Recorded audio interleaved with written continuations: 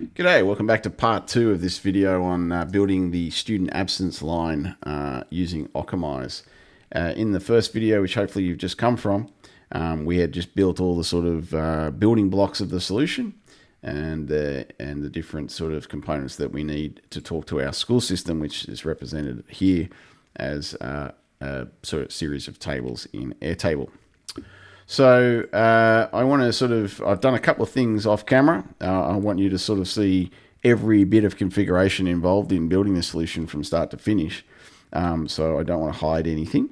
So what I have changed is in Get Parent Details, I have removed my phone number from in here and I've replaced it with this attribute. This is one of our sort of reserved attributes, which are accessed with these double curly brackets.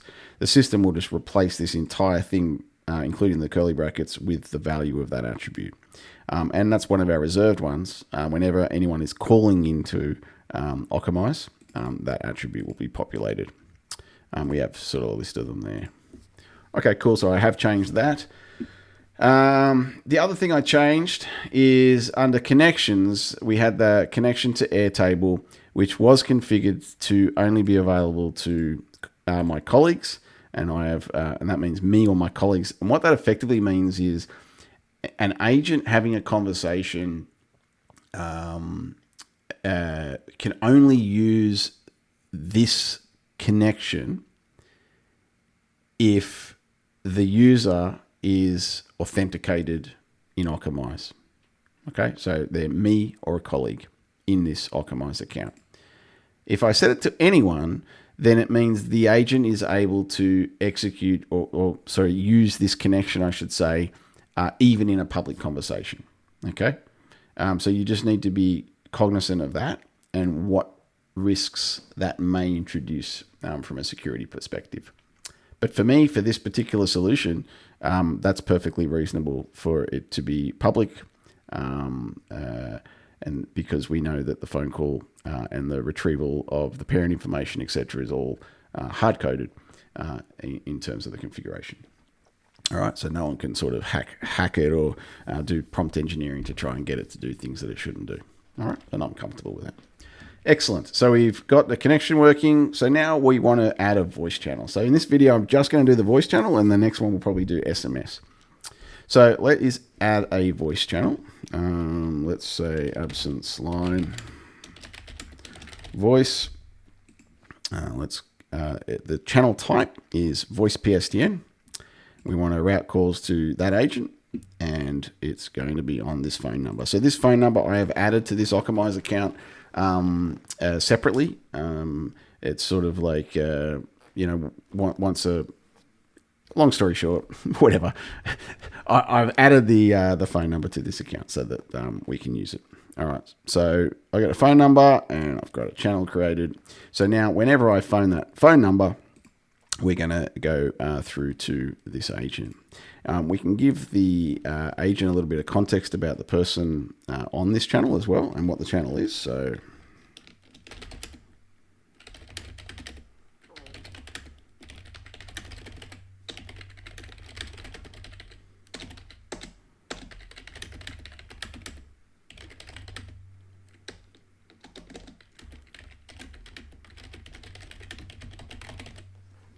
all right, and then our greeting is what the caller will hear when their call is answered. All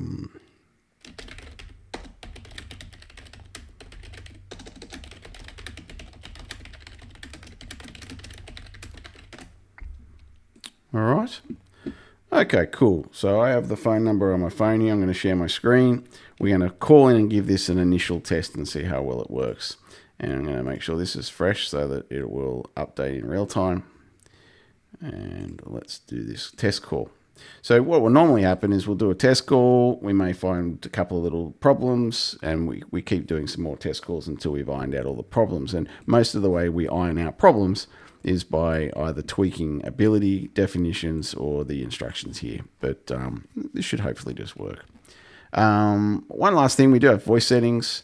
I'm going to set this to Amazon Poly just because it's cheaper and faster. But we do support 11 Labs, and their voices can be quite realistic sounding. So All right, let's give this a phone call. I'll bring it so that you guys can hear. And let's give it a go. You have called the student absence line. How can I help you? Yeah, I was hoping to report my son Cooper as being sick all day tomorrow, please. Okay, just a moment.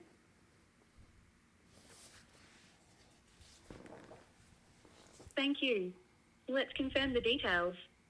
Reporting student, Cooper Boyd, absence type, sick, duration, all day tomorrow. I will log Cooper's absence now. Is that correct? Yeah, he has a really bad stomach ache. Okay, just a moment. Cooper's absence has been recorded for all day tomorrow due to illness. Is there anything else you need assistance with?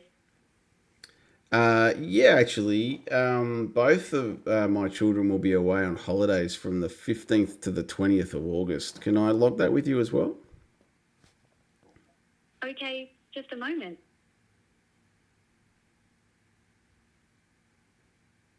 Both of your children, William and Cooper, have been logged as on holiday from the 15th to the 20th of August. Is there anything else I can assist you with today? No, thanks. You're awesome. All right, I'm gonna hang that up. All right, so that wasn't too bad, right?